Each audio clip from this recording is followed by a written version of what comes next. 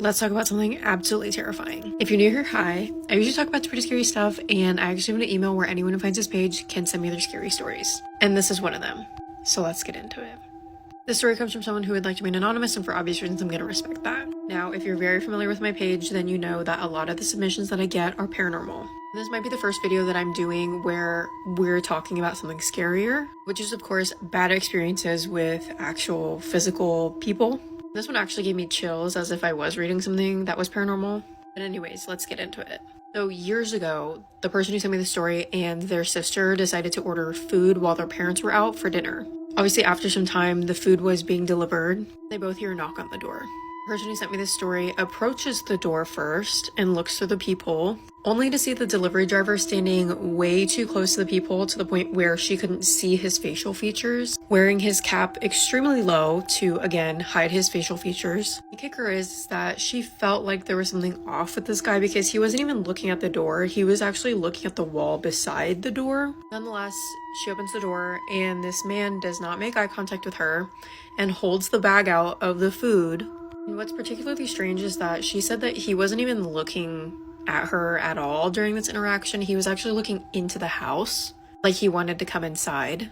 And then he says, "Can I make a call from inside the house? My phone died." Not, "Can I use your phone?" It was, "Can I make a call from inside?" And she almost lets him in because she doesn't even process like how strange the interaction really is. But thankfully her sister is there, steps in front of her, says, "No, you cannot come inside. Thank you for the food," grabs the bag and shuts the door in his face. And they just don't talk about it. And a few minutes later, the doorbell rings. And the sister actually gets up, storms over to the door. She's pissed because she thinks that it's the same dude who's trying to come back to bother them. Only to see a delivery driver with a uniform on from the restaurant that they ordered from. He was not wearing his cap low and he had the bag of their food. And the guy even read off the receipt and was like, "Oh, did you order this? It's for blank," and said her name. And once these girls are like, "Somebody actually already delivered our food. Are you sure you guys didn't prepare it twice?" The delivery driver's face goes absolutely blank. And the driver says, "Well, that's really weird because I'm the only person that is delivering food from here tonight." So they run over, they check the first bag. There's no logo, no receipt, nothing printed on it. There was absolutely no details of this guy, and they actually asked the delivery driver if he could check with his boss if there was like any CCTV footage of this guy like getting their order. There was none. At the end, the person who sent me this email says that it is so haunting to think about how close she was to letting this guy inside and not even knowing that he wasn't supposed to be there. And I just want to say that I'm very grateful that that girl's sister was there because we've all been in situations where we're not expecting the interaction that we're about to receive and we don't even register what is happening until afterwards. And then we're reflecting on it being like, that was weird. I should have said this. Like, we've all been there. I don't even want to think about how different the story would be if he did end up coming inside of their home. If you think you have a terrifying experience, don't forget to submit it to the email in my bio. But anyways, that's going to do it for me. Stay tuned for more stories. There are mermaids in Florida. Usually when I tell stories about mermaid encounters, they're usually from the Caribbean or Africa. But today I got a story submission from somebody claiming to have had a mermaid encounter in the United States, more specifically Florida. I am back with another spooky story. So we're gonna call the person who submitted this story Layla. Layla said that most people think she imagined everything. However, she says she knows what she saw. So this allegedly happened near Crystal River last summer. Layla had just lost her mom. Everyone kept telling her to go somewhere peaceful, so she decided to take a drive out to the springs late afternoon. She didn't bring anyone with her. She didn't want the company. She wanted quiet and something to numb the aching in her heart. When she got there, the water looked perfect, blue, clear, almost unreal. And the water itself looked very inviting. So she eased in very slowly. At first, everything was normal. There were regular fish in the water swimming around. Sunlight was reflecting off of the water. But Layla says the second she floated away from the steps, the water kind of changed. Not literally, but she could feel a change in the water. Layla says that's the best way she can explain it. So Layla's in the water, she's just swimming around, and she's emotional, she's crying. So she decides to put her head underwater. She says as she's underwater, tears is still falling down her face. When suddenly she starts feeling this vibration. She can't really hear that well under the water. And Layla says unlike other people's encounters, this creature wasn't singing. It was humming. It almost sounded like a hertz frequency. She said that it made her teeth ache and her legs just stopped moving. And she remembers thinking in that moment, this is strange. But the panic hadn't set in yet. Then Layla looks down, and directly below her, was a creature. The creature wasn't even swimming, it was just there. And Layla says that her brain took a mental screenshot of this creature because she remembers her hair was really black and long. It kind of moved in the water. Her skin was really pale, but like not sickly or anything, just really, really pale, like she's never touched sunlight before. It was something about this creature's eyes. It's as though this creature wasn't looking at her, but rather through her. She says like her body also didn't make sense. This creature was humongous and it was half fish, half woman. And Layla said, you know, she could have been beautiful. It's like she stared at the creature for too long. Well, at this point, Layla feels like she's in a trance. She's in a trance, but it's like she can't help it, but she's not panicking. Layla says, well, 1 second the creature was underneath her, and the next second the creature was right in her face. She says the creature is now in her face humming. The creature reaches over and it had really long fingers and nails. Touched Layla's forehead. Layla said suddenly she wasn't in the water anymore. She was 12 again, standing in a hallway watching nurses close a curtain. Then she was 20, calling her mom's phone just for it to go to voicemail. She experienced every version of herself that ever begged to not be abandoned. Then suddenly she starts feeling this pressure in her chest. And before she knew it, Layla was back in the water. The creature then presses her hands against Layla's chest, which would be the pain that she experienced that snapped her back into the water. Layla realized that this creature wasn't attacking her. He was actually offering her somewhere to put her grief. The creature opens her mouth. She says inside her mouth was hollow. There were no teeth and it was dark. But Layla says, as if this wasn't weird enough, she heard her voice without her lips actually moving. And the creature told her, you are heavy. You can rest here. Leave it. Layla says in that moment, her arms just went numb. And Layla remembers thinking in that moment, if she stayed in the water, it wouldn't hurt anymore. And that thought terrified her even more than drowning. I know you guys hate part 2s, but I have a psych eval in 5 minutes. I gotta go. So make sure you guys leave a comment down below for part 2 if you guys want to hear about Layla's encounter and how it ended. Trust me, I really wasn't expecting this ending. And make sure you follow me for more spooky content from your favorite Haitian homegirl. Apparently there are mermaids in Florida. Part 2. After Layla gets in the water, she's crying under, she sees the creature. Layla saw every version of herself where she was either rejected or abandoned. She opens her eyes and she's under the water. That was the most peace that Layla has experienced since her mother's passing. And Layla says that at that point, she's realizing that she's not even scared of drowning. And in that moment, it starts to set in. Wait a minute, if I stay here, will I die? At this point, she's wondering if she's already dying because the amount of peace that she's feeling was outwardly. Now, this is the part that gets even spookier. The creature then starts swimming around her. As she's spinning, Layla starts to feel dizzy. So she closes her eyes. And when she opens her eyes, she sees her mother. And at this point, her mother too is in the water. And Layla's mother tells Layla that her grief is actually keeping her anchored on earth. And she challenges Layla to look at her death differently, not as an ending, as a brand new beginning. She then turns Layla that she has to return home. When Layla asked her where home was, she said, "You're looking at it." She tells her that whenever you need some healing, come to the waters. And Layla said in that moment her mind went blank even though she had a million questions. But before Layla could even say anything, her eyes shut and open again. Notice that the creature stopped circling her. Her and this creature just start to descend lower into the water. Layla said at that point she blacked out because next thing she knows, she's being shoved upward and it almost felt violent. She was being rejected by the water. She broke the surface, choking and screaming. She says in that moment, all her emotions just started to catch up. So she drags herself out of the spring. When she looks back, water behind her was calm again, pristine, like nothing had happened. And when she looked down, Layla noticed that she had a large handprint bruise on her chest. Layla says that it's actually still there till this day. It's kind of like a birthmark. Layla says that every once in a while she feels a pull towards the water. But ever since Layla left that water and went back, that she's been in much control of her grief. And sometimes you win, sometimes you lose. She's aware that there is an outlet where she can go to feel better. Now she hasn't gone back yet, because again, I guess she doesn't want to go through another unbelievable scenario. She says that she doesn't think that they're all evil. She doesn't quite understand her mother's involvement with the mermaid spirits, but she's convinced that if they were evil, they would have just taken her instead of her pain. But I don't know, what do you guys think? That's pretty much the rest of that story. Like I say at the end of every single video, I love you, my abducted humans, from your favorite Haitian homegirl. Oh, and subscribe to my YouTube channel for longer, better, and spookier stories. A crazy story about deja vu. If you've ever had deja vu, you know that weird feeling of like your brain trying to remember something that it's not supposed to know. And then Marcus wrote into Spooky Scary Story Time. He was like, you can use my real name. I am a skeptic. I do not believe in psychics.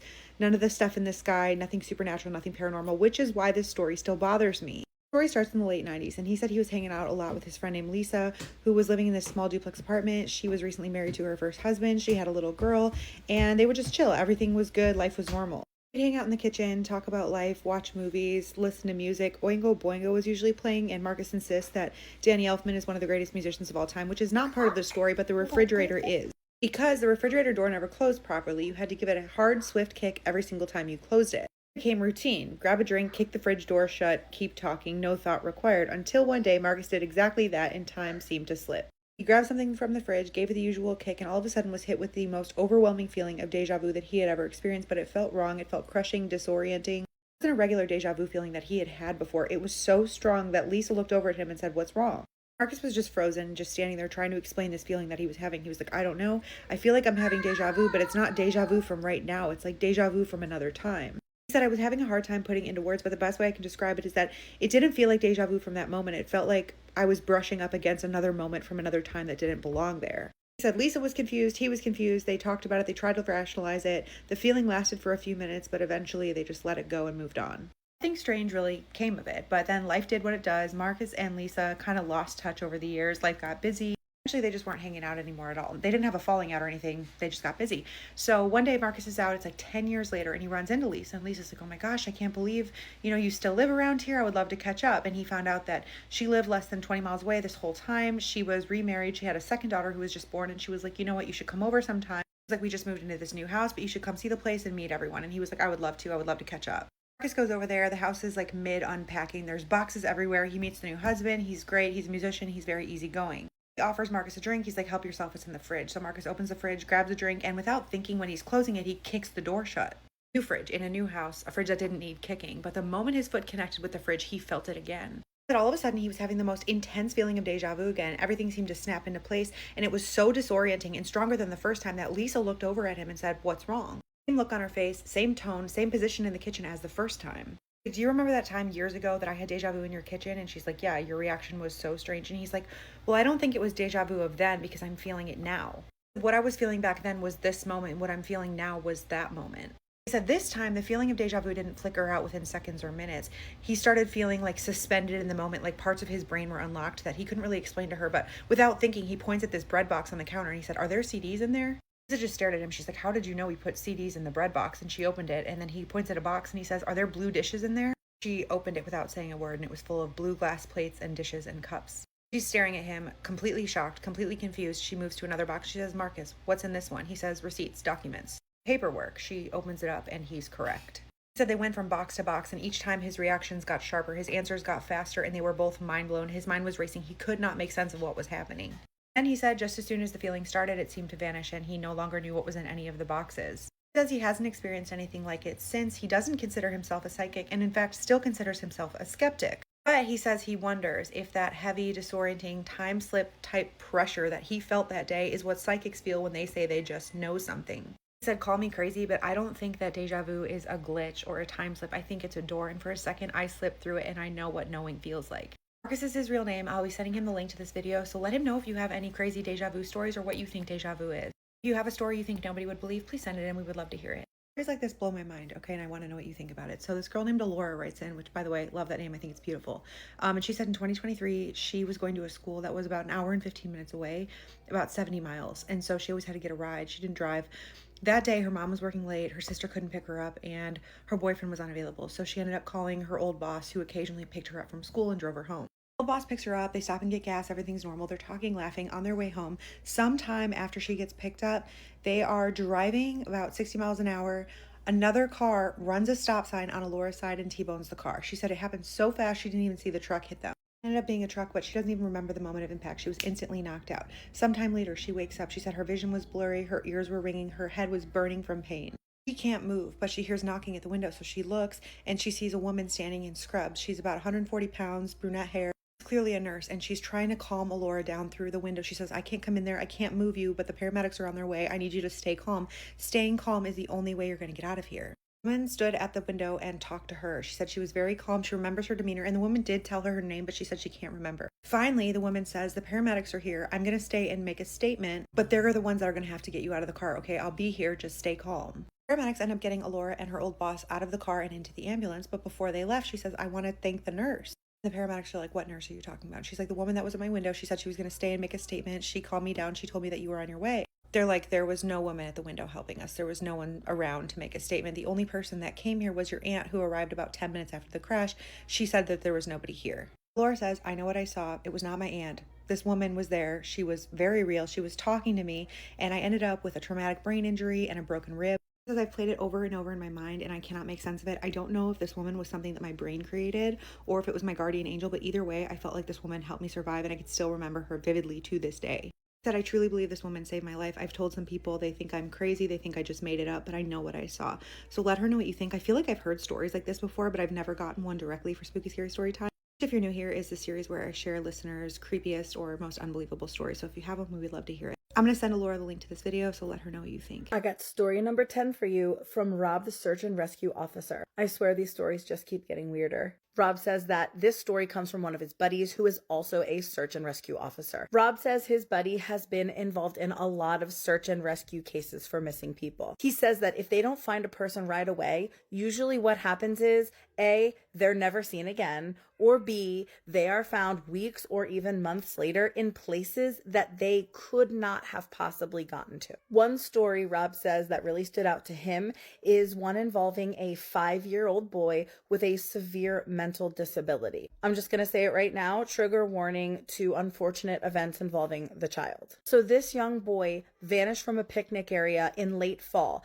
and in addition to his severe mental disability, he also had a physical handicap. The parents said that there is no way that this child could have just vanished on his own. It would be impossible. They searched for this child for weeks, and they would go miles outside of the accepted search range. But it was like he'd never even been there. Even the dogs couldn't pick up his scent anywhere, not even in the picnic area where the boy had gone missing. At first, suspicion fell on the parents, but it was pretty clear that they were absolutely devastated. They hadn't done anything sinister to their child. The search was concluded about a month later, and by the end of winter, everyone pretty much moved on and forgot about it. So Rob's friend was out on a training op on one of the higher peaks in the mountains when he saw something. Sticking partway out of the snow was, unfortunately, this missing boy's shirt. They recognized it almost immediately because of its very distinct pattern. Then about 20 yards away, they found the boy's body laying partially out of the snow. Upon looking at this poor boy,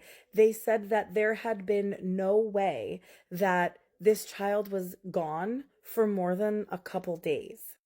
Now, this is despite the fact that at this point, he had been missing for about 3 months. So he brushes the snow off of this poor boy, and what he saw, he could barely believe. He said he was curled around a big chunk of ice that had been crudely chiseled into looking like the shape of a human being. The child was clinging to this piece of ice so tightly that his hands and chest were frostbitten. They immediately radioed the crew and got his body off of the mountain. And now the recap. There is no way that this child could have survived on their own for 3 months, nor gotten to the top of this mountain peak on his own. There is just no way that this child could have walked 50 miles to the top of a darn mountain. And to top it off, there was nothing in this child's stomach or colon, not even water. It was like this kid was taken off of Earth, put into some weird suspended animation, and then dropped him into the snow a couple months later,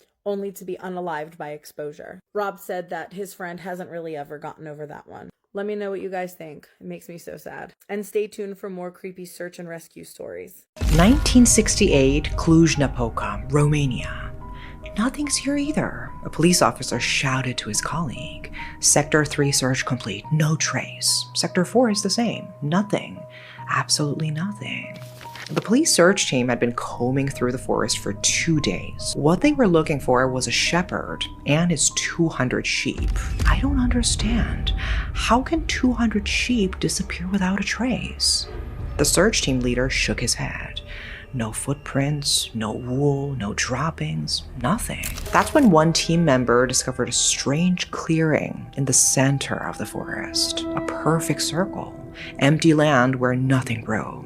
The moment they stepped into that circle, one team member shook his flashlight. Why is it acting up? I just put in new batteries. The flashlight began to flicker. Mine too. Another team member's wristwatch started spinning wildly. Why is this happening? Let's get out right now. And after that day, the shepherd and his 200 sheep were never found again. And the police officers who participated in the search never wanted to enter that forest again. Hoya Baciu Forest. Locals call it the ghost forest, and over the past decades, inexplicable events have been occurring here. People disappearing, electronic devices malfunctioning, and unidentified lights appearing in the night sky. The notoriety of Hoya Baciu Forest began decades ago, extending over 300 hectares on the outskirts of Cluj-Napoca in Transylvania. This forest looked like something straight out of a fantasy movie. But at night, it became something else entirely. A local shepherd lived in a village near the forest. He was experienced, someone who had been raising sheep for years and knew the area well. One day, he decided to take his flock of 200 sheep to graze near Hoya Baciu Forest. But the villagers tried to stop him, but he just brushed it off with a laugh. And that was the last time anyone saw him. When the sun began to set and the shepherd didn't return, the villagers weren't too worried at first. Sometimes he came back late with a flock. But when the next morning came and he still didn't appear, panic set in. The villagers formed a search party and headed into the forest. But the moment they entered, something felt wrong. The trees weren't normal. They were bent and twisted as if in agony. The search party cautiously pushed deeper, calling out for the shepherd, but there was no answer. There was no trace of the 200 sheep either.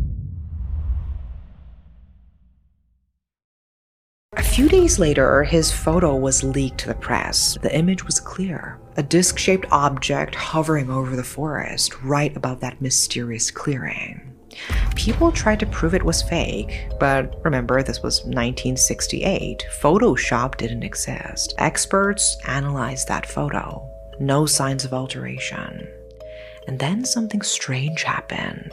The original negative disappeared. It was just gone. Emil lost his job, and the shame, the accusations, he just couldn't take it. A few years later, he left Romania entirely.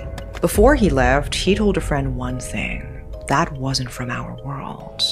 After Emil's photo went public, more reports started flooding in. Locals who'd been too afraid to speak up suddenly came forward. I saw green lights moving through the trees. They moved like they were alive. Orange lights circling the treetops. I watched for 10 minutes before they vanished. Throughout the 1970s, the forest became a hotspot for UFO sightings, and many did report seeing strange lights, especially around that circular clearing. August 18th, 1999, 5 men from Cluj-Napoca decided to explore the forest. They entered during the hottest part of the day. They headed straight for the clearing. They walked for hours, enjoying the shade of the trees, but then something strange happened. The closer they got to the clearing, the colder it became. They tried to take photos. Every single camera battery just died. Their phones, same thing. The compass they brought started spinning erratically, like it was broken. Flashlights flickered even though no one touched them. They couldn't trust the compass or their electronic maps anymore. So they marked trees as they went. The 5 of them stayed close together. The forest had gone silent, but then one of them heard something. Heavy footsteps. But all 5 of them had stopped walking. The footsteps continued. Not from one direction, they were circling the grove. But when they looked around, no one else was there. The sound grew louder, closer. Then whispers started emerging from the shadows. Some of them felt eyes watching from behind the trees. Others started hearing laughter from unseen figures. They rushed back the way they came, following the marks they left. But something was following them. A shadow-like figure moving through the trees, flying between branches at impossible speeds. What should have been a short walk out became hours of running. They couldn't find their marks anymore. But it's about my grandmother's house, which is an old Danish Baroque manor. Is Danish the Netherlands? Denmark. Who speaks Danish? Danish is the official language of Denmark. Yeah. Yeah. Not Netherlands. That's Dutch. We're learning. Nicholas's grandma has an old Danish Baroque manor, similar looking to Anthony House in Cornwall, for reference, where they shot Alice in Wonderland. I will not dox myself for my grandmother and actually say the name of the house. Here's my story. A little background. I come from a landed gentry family in Denmark, as we are noble descendants of Christopher II, Oh my King God. of Denmark. What? He had an illegitimate son whom my family stems from, so we are a side piece family lineage, which is always a good icebreaker. It always brings some funny looks when it's mentioned, but we take great pride in our family history. And with this lineage, a manor estate has been with us for generations. That's so good. And was acquired in the late 17th century. Wow. My grandmother, the matriarch of our family, is the current owner. We often joke that she was the Dowager Countess of Grantham, as if she was in charge of Downton Abbey. Nevertheless, this story starts back in 2011, at least for me, as I was 9 years old, and I had my first encounter. My mum and I had recently moved to a nearby town of my grandmother's home, as my parents had decided to split.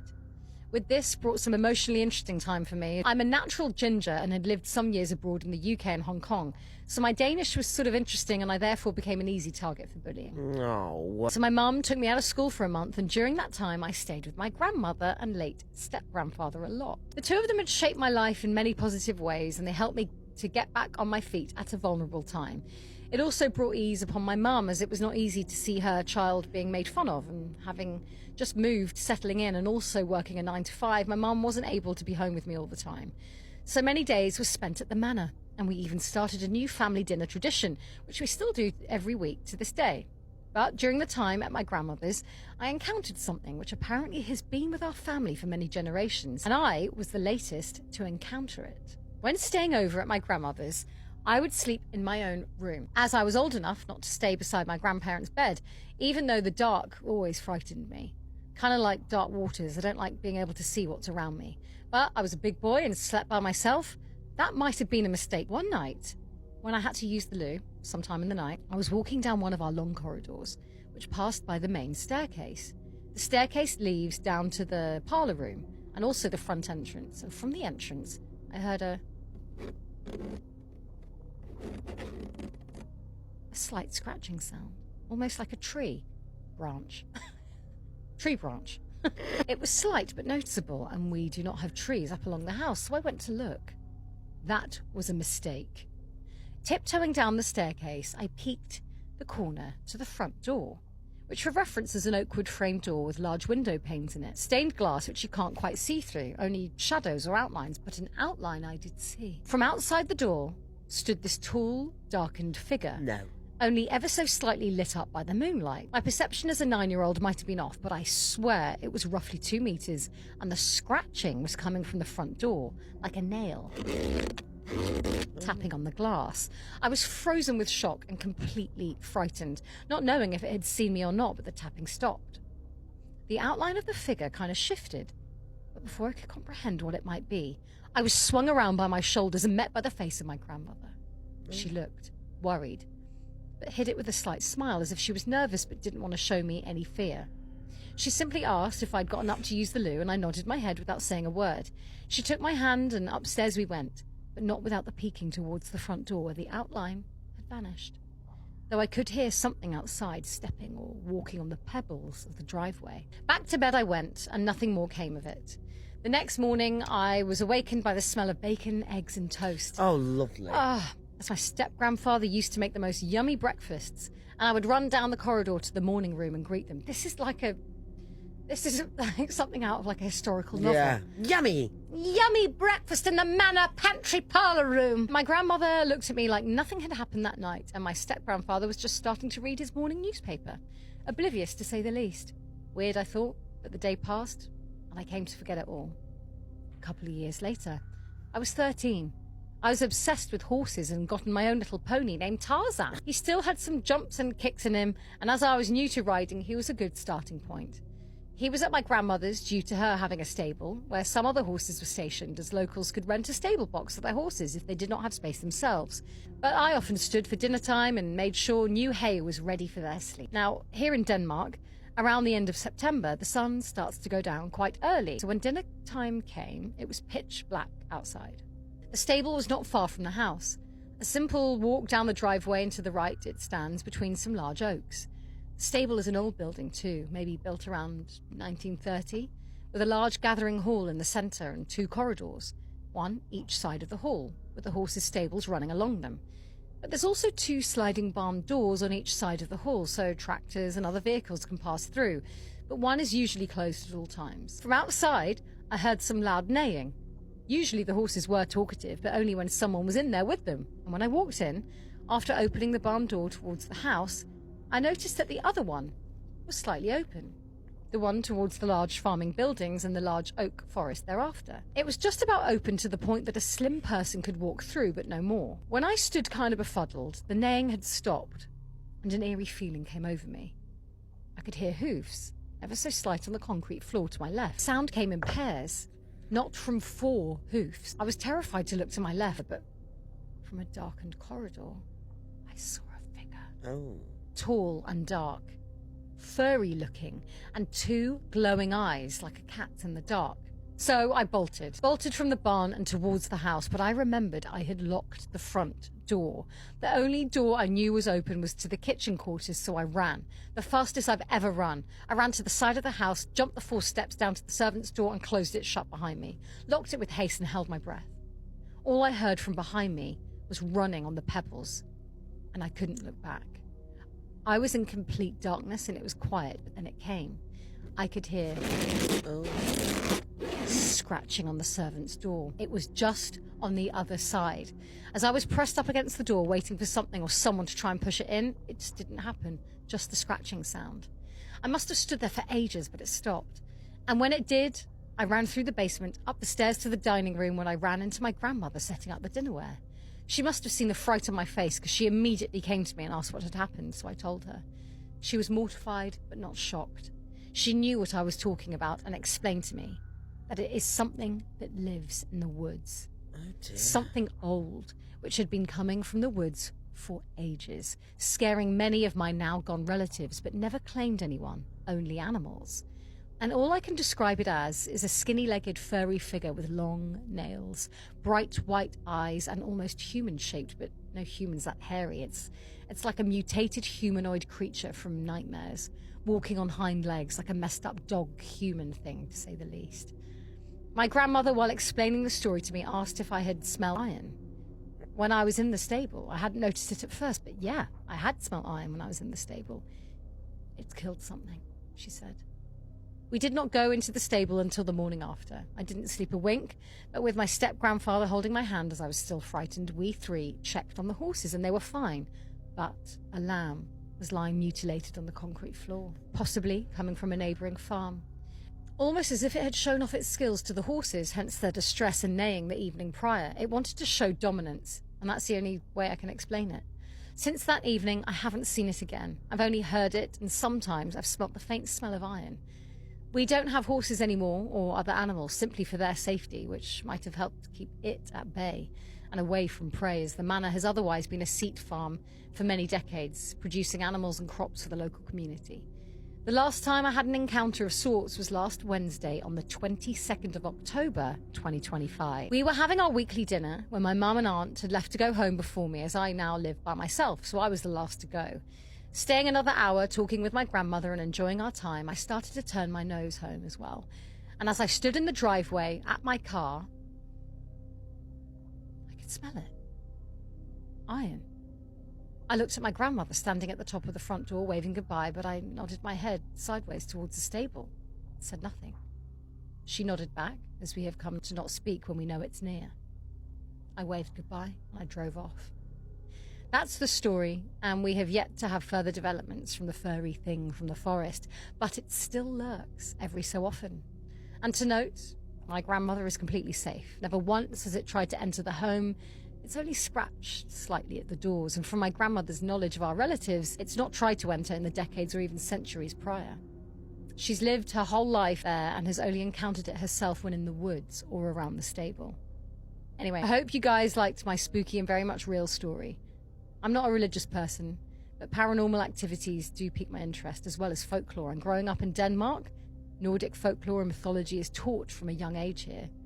I do believe it is something which cannot be easily explained, but nothing more than that. Hello and welcome back to a series of spooky stories, The Haunted Tea Spill, featuring a new necklace and bracelet. These things are actually really heavy and super cute. I love them, and they came in these fancy bags. There is currently a link on my profile from someone who I know personally who is struggling and needing to move. Her and her children are staying in a house that is currently unlivable. There are literally holes in it. I think there's one in the ceiling and one in the floor. You can go see the pictures. You can go read the story. Her husband is away in a treatment center. They are just needing help right now. If you're unable to financially help, that is perfectly fine. It is the holidays. Everything is expensive right now. Everything is crazy. Please just engage with this video, like, share, comment, get it put out in the algorithm. That way we can reach as many people as we can. Now onto the story. I'm the youngest of 3 kids. My sister is the oldest, and we're all about 4 years apart, so 8 years total. When I was around 3 to 5 years old, we lived in Lincroft, New Jersey, in a 3-story house. Bedrooms upstairs with a bathroom, kitchen and living space on the main level, and a finished den and a side room with a washer and dryer, a crawl space, and some open, unoccupied space. I hope it's relevant. When my older siblings would go to school, it would just be me and my mom at home. One time, the TV was on in the den, and she asked me to go turn it off, so I did. I came back upstairs, and about 30 minutes later, my mom asked why I hadn't turned off the TV. What do you mean I didn't turn off the TV?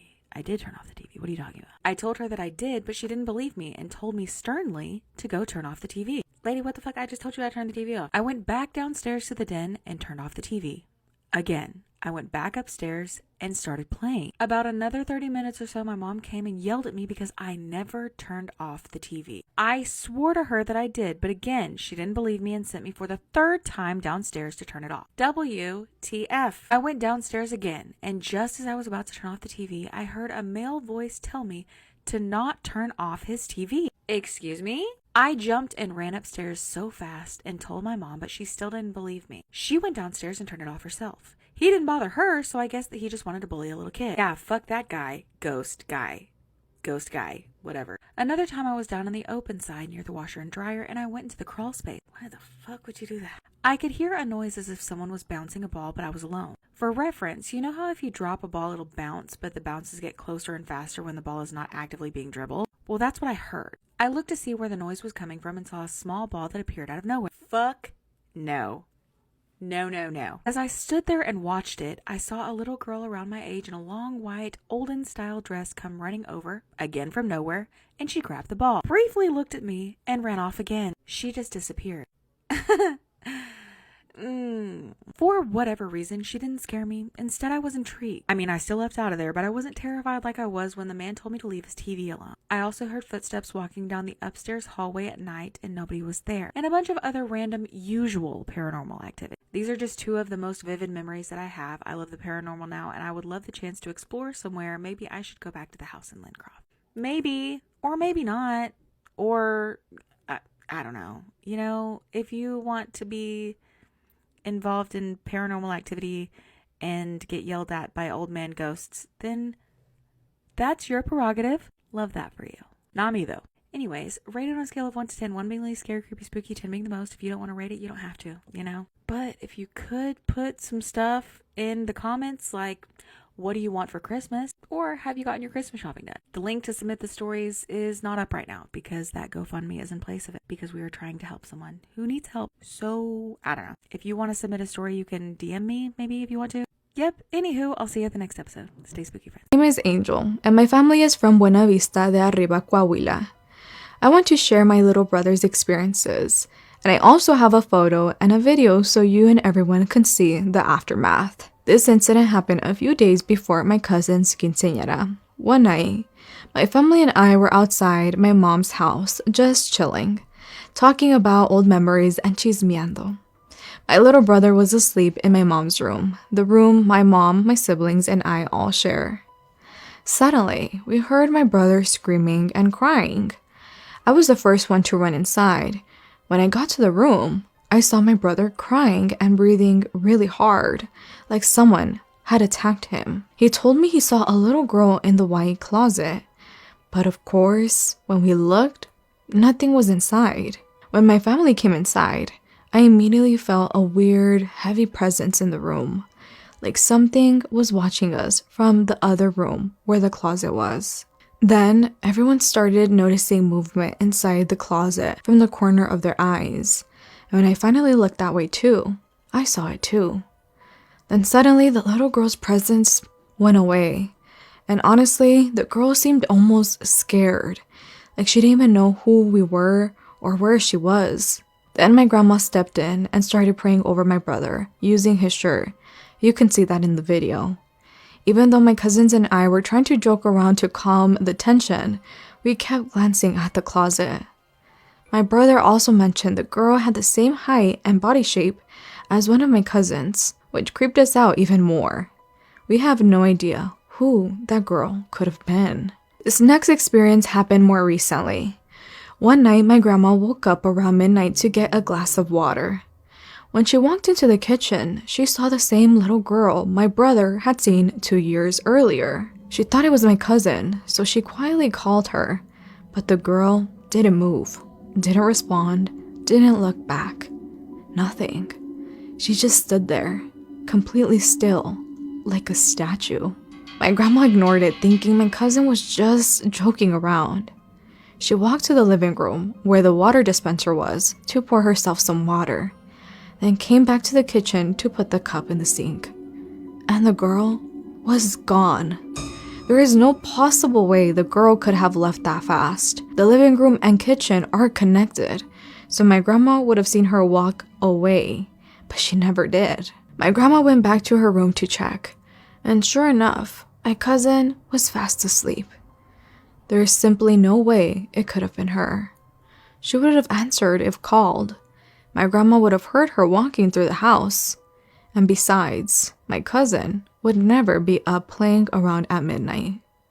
So who that girl was, we still don't know. A college campus police officer, yeah, as in the exact person that you're supposed to be able to call for help if you're in danger, if you need help. Earlier this month, on Friday, December 5th, a group of college students at the College of Charleston went out for the night. One of these students was a 20-year-old girl out with her friends. She had one too many. Happens to all of us. At some point in the night, she got separated from her group of friends, lost contact with them, and was seen by a fellow student, a witness, on the sidewalk near King Street at around 1:30 in the morning. She was clearly not well. Her phone was ringing. Her friends were trying to get a hold of her after they got separated, and the stranger who found her answered her phone and told her friends that she was, quote, in and out of consciousness. Understanding that she was in no position to be out and alone, the witness flagged down a College of Charleston public safety officer for help in making sure that the girl got home safely. The witness with the girl told her friends on the phone that the campus police officer would be taking her home. The officer was 34-year-old Robert Arnett. He was working as a backup officer during a traffic stop when he was flagged down. Robert approached the girl and the witness and told the witness that he would, quote, take care of getting her home. He also spoke to her friends and roommates through her cell phone and got the address for him to be able to drive her home. Robert then walked the girl over to help her get inside of his patrol car, turned off his body camera, turned off the cameras in his patrol car, and then checked in at 1:38 a.m. but did not indicate who was in the car with him. He arrived with the girl back at her apartment at 1:45 a.m. Soon after, closer to 2 in the morning, the girl's friends got back to the apartment to go check on her. They called out her name. When she didn't answer, they walked into her bedroom, didn't see her, proceeded to walk into her bathroom, which was attached to her room, and that's when they walked in on their 20-year-old friend being essayed by the campus police officer. Reports state that Robert was kissing her against her vanity, holding her against the wall while she was incoherent and struggling to keep her eyes open. By the time the second roommate walked into the bathroom, the girl could not sit up straight and was still continuing to struggle to even keep her eyes open. Her friends pulled her away, and Robert Arnett reportedly made a guttural comment and walked into the living room. The friends reported seeing his body camera face down on the kitchen counter with his duty gear on the floor. He then spent several minutes talking to the roommates, I'm assuming talking nonsense and giving a humiliating attempt at trying to explain what they just walked in on. As the roommates pulled out their phones and took videos of him, Robert then left after he was dispatched to another call.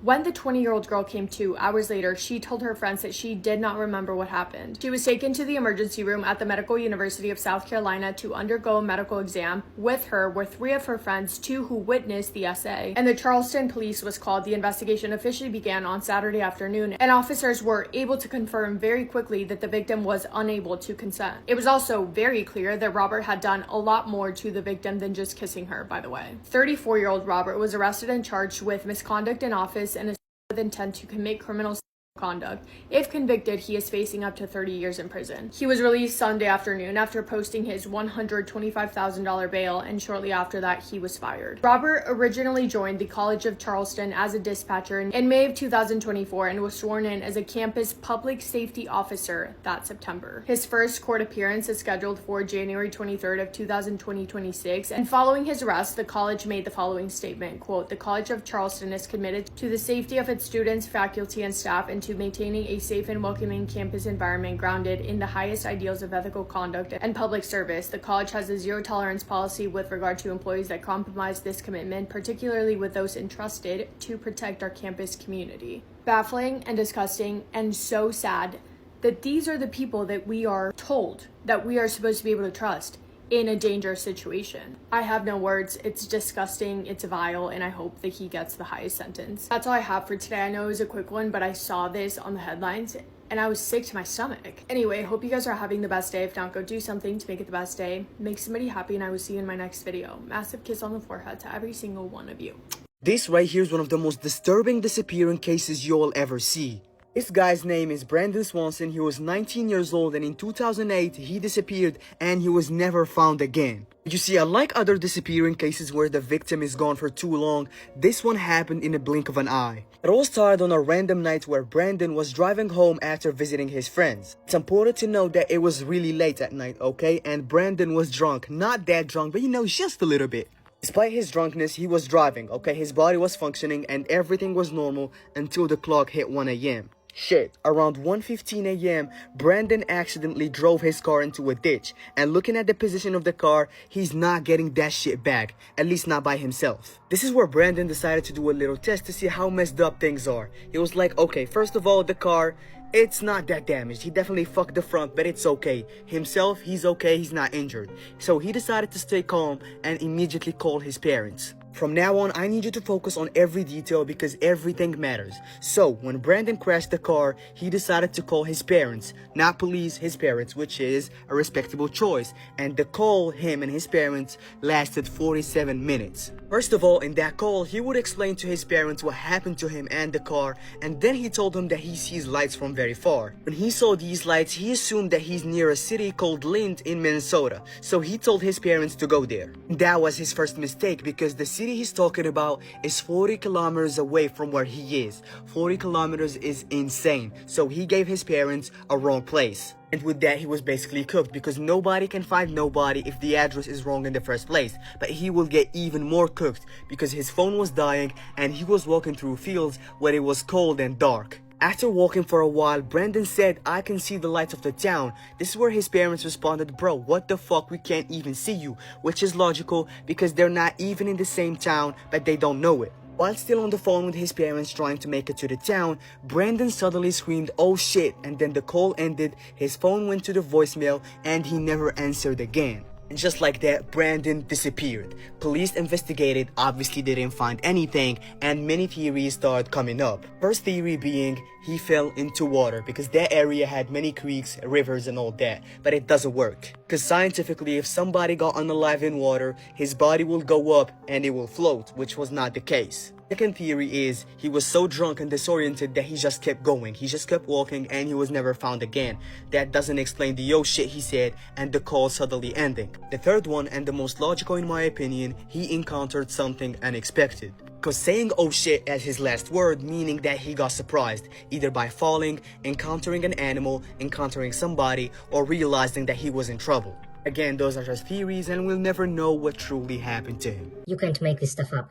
Might have known the story of real-life boogeyman. These teenage boys killed their teacher because they got a bad grade in her class. Noema Graber was a fantastic woman. She was originally from Mexico, born in Veracruz on November 10th, 1954. She was a flight attendant for 17 years, and that's where she really developed a passion for travel and flying. And that's when she decided to do something that was practically unheard of for a woman in 1970, and that was to start training to become a pilot. And Noema Graber became the first woman in Mexico and one of the first women in the entire world to be trained to be a commercial airline pilot. She was an extremely impressive, passionate, hardworking person. In 1986, Noema married an old flame that she met while she was in high school. Paul Graber hit her up when he was on a business trip in Mexico. They reconnected, and the rest was history. The couple moved to Paul's hometown in America, Fairfield, Iowa, a small rural town. There they raised their 3 children, and after Noema's kids were grown, she had trouble staying still. So when Noema was in her 50s, she decided to have a career change. She went back to college. She got a bachelor's degree in English to become a teacher. Noema became a Spanish teacher at the local high school, and by 2021, she was teaching Spanish at Fairfield High School, and she was truly loved by everyone, but especially her students. Noema was a creature of habit. Every single day after school, she would wind down by taking a little stroll in the local park, but on November 2nd, 2021, she never came home. And her loved ones were immediately concerned. They're calling her, she's not picking up. They drive by the school and the park. There's no signs of her or her van, so they report her missing. The following day, on November 3rd, an extensive search was done of the park, and tragically later that day, the body of 66-year-old mother of 3 Spanish teacher Noema Graber was found in the park. Noema had been beaten to death, and her body was hidden off of the park under a tarp and under a wheelbarrow. And later that day, her van was found abandoned miles away on a dirt road in town. Extremely quickly, over half a dozen people came forward, all pointing fingers at the same people. It all started when police got word that about 45 minutes after Noema was usually starting her walks at the park, her van was seen being driven around by 2 teenage boys. And then some of the students at the high school started coming forward, all pointing fingers at the same 2 teenage boys. The day that their Spanish teacher's body was found, one of the students came forward saying the night before, which was the night that she was murdered, one of their classmates were sending them some really bizarre Snapchats. The first one was a bottle of bleach that read, "Time to hide a body." The next one showed the boy in a mask, and the Snapchat read, "POV, you're my Spanish teacher, and this is the last thing you see." The next one was, "No, I'm actually ready, here we go," and then "New wheelbarrow, who this?" And these Snapchats were all sent by Fairfield High School student 16-year-old Jeremy Goodell. 16-year-old Jeremy came from a very bad home life. He was the youngest of 5 kids, pretty much being raised by his older sister in a situation that honestly really reminds me of the show Shameless. The parents were extremely neglectful. The mom pretty much abandoned the family to be with some other guy, and the home was in really poor condition and was really dirty. And then more and more students started going to the police with concerns about Jeremy's best friend, another 16-year-old high school student, Willard Chaden Miller. Willard had apparently been saying at school for weeks and maybe even months that he hated his Spanish teacher and she might just get up and disappear one day. Willard was saying that he was stalking his Spanish teacher after school so he could memorize her schedule, that his Spanish teacher ruined his life, that he hated her and he wanted her dead. Willard was really angry with the Spanish teacher Noema Graber because he got an F in her class, and that brought his GPA down and also made it so he couldn't join the Spanish class for a trip to Spain that summer. Willard was seen in school a lot arguing with Miss Graber over this F,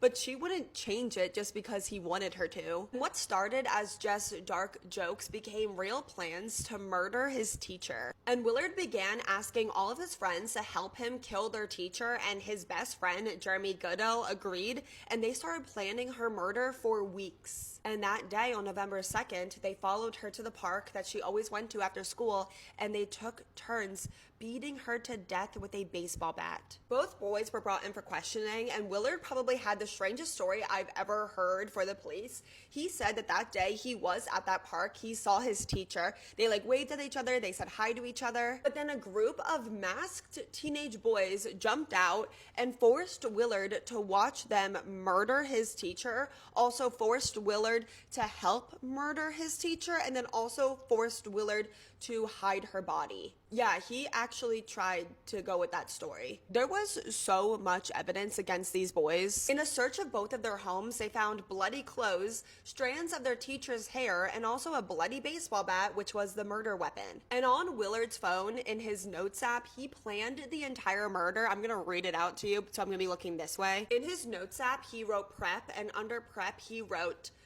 bush clippers, sticks, garden gloves, plastic trash bag, Ziploc bag, wet wipes, backpack, hammer, cover, transport vehicle. Stun, move off trail, empty compartments, load cargo, blanket cargo, deactivate compartment contents, leave bag by exit, transport, empty transport, safety stun, switch gloves, deactivate article to bag, finalize the win, secure victory, load into storage spot, don't forget to close the door to the ground, switch gloves, move the sticks, wipe down the tools, dispose article, and grab bag by exit, done. In this time, Willard was also using his phone to Google the most guilty Google searches I've ever read. Willard Googled, do students receive credit for class if the teacher is seriously injured or dies more than halfway through the course?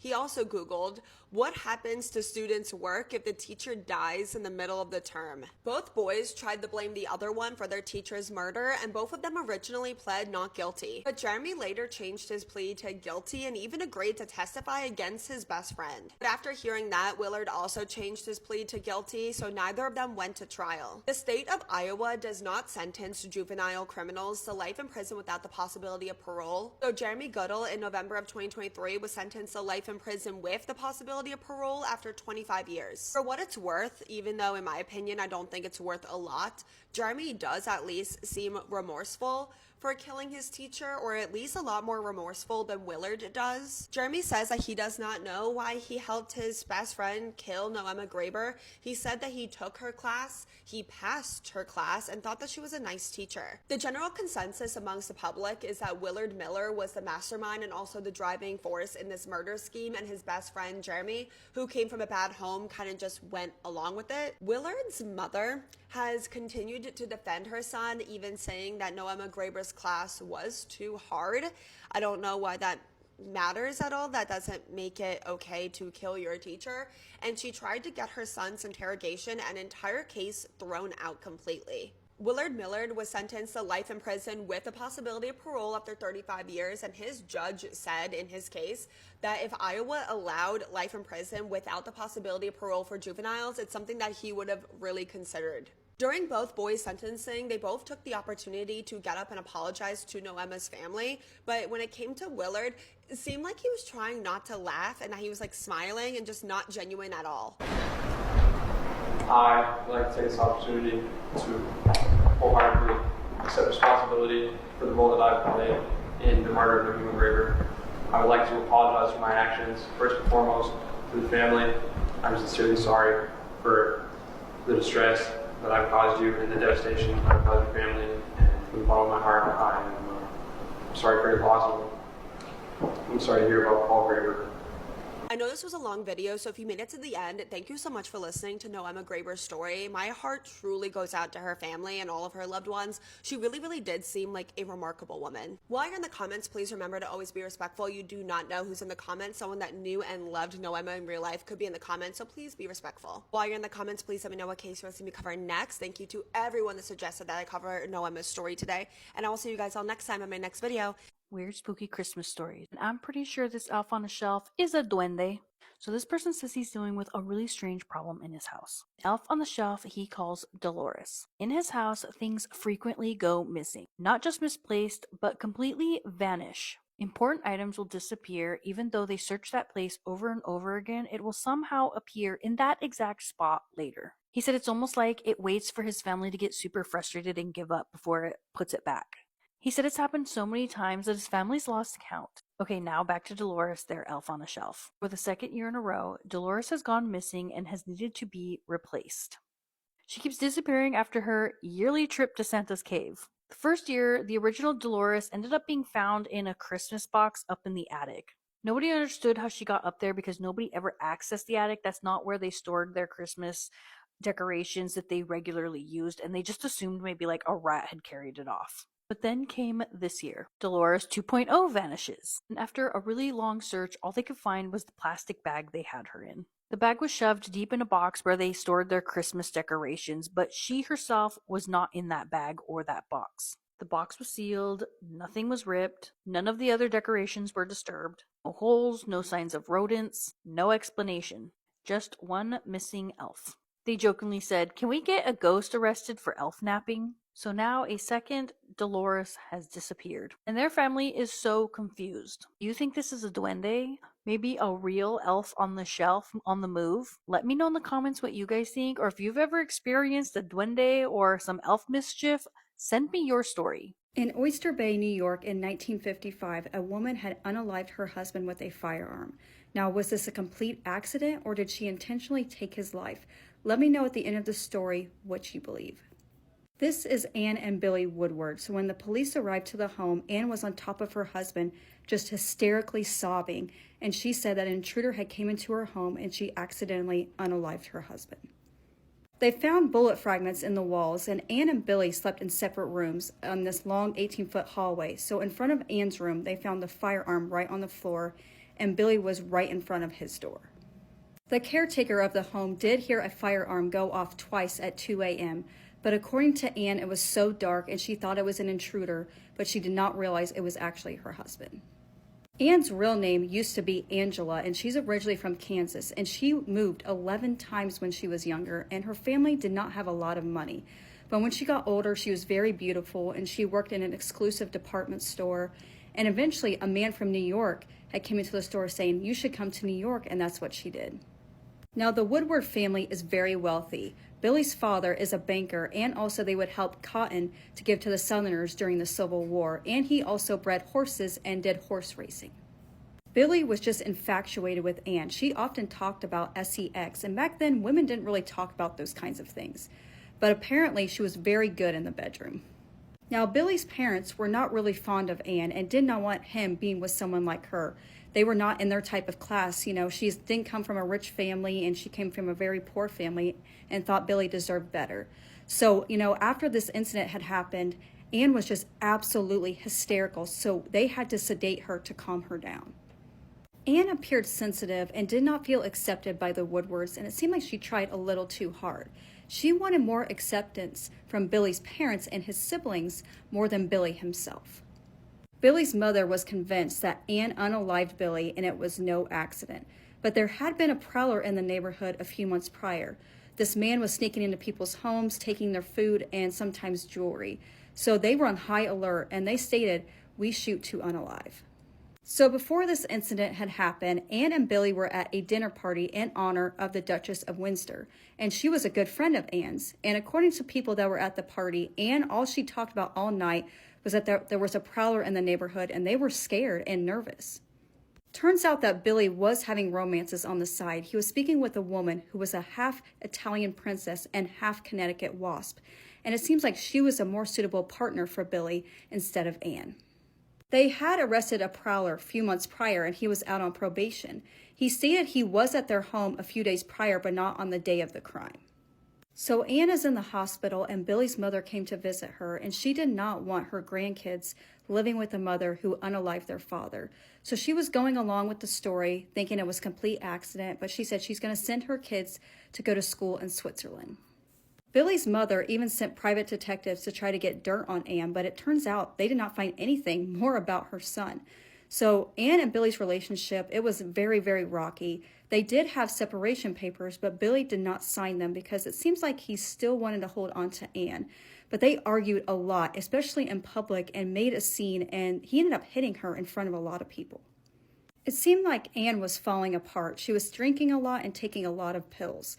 So by November of 1955, she was going in front of a grand jury to state her testimony, and she claims this was a complete accident. She loves her husband and believed that there was an intruder in her home.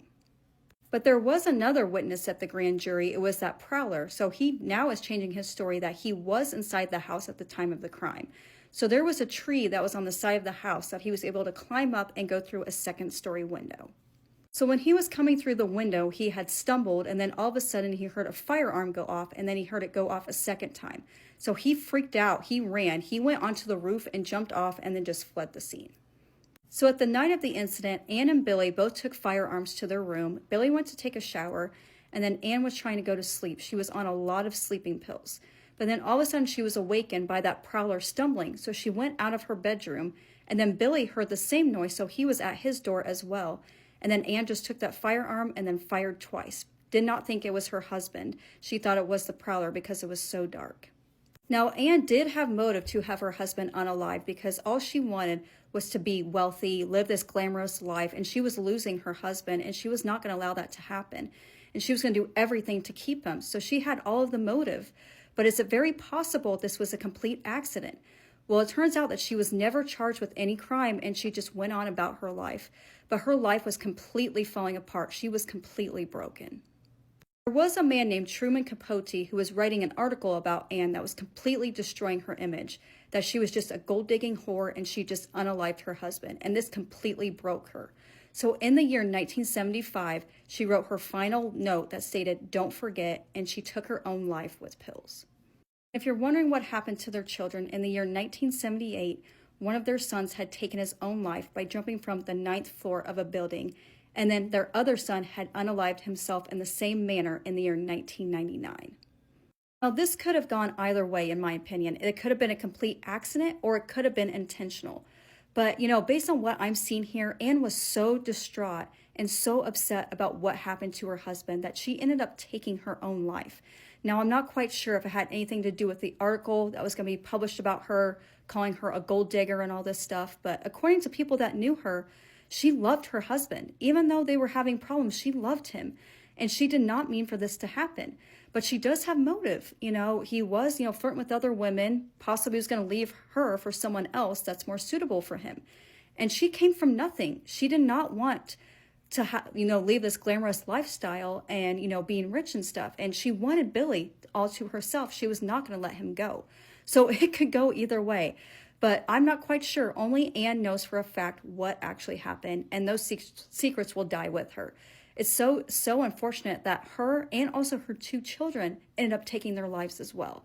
It's just so heartbreaking. But let me know what you guys thought in the comments. Thanks for watching. I love you all. We'll see you in the next one. And please take care of yourselves. In the disappearance of a college student, one of the questions would be, was she ever even on the bus? Hello, true crimerers. This is the case of Suzanne Lyle. Viewer discretion is advised.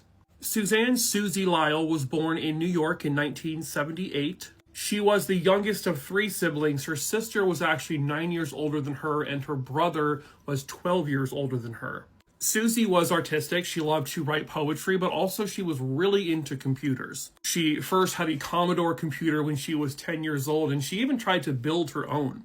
And that would eventually lead her to studying computer science eventually at college. Susie would eventually enroll at the State University of New York at Albany in 1997. To support herself through college, she would end up having 2 jobs, one of them being working at the Crossgates Mall in Albany. On March 2nd, 1998, Susie went to class, she took her exams, and then she would go to her job at the mall. Her boss at the mall said she seemed to be pretty stressed about whether or not she passed her exams.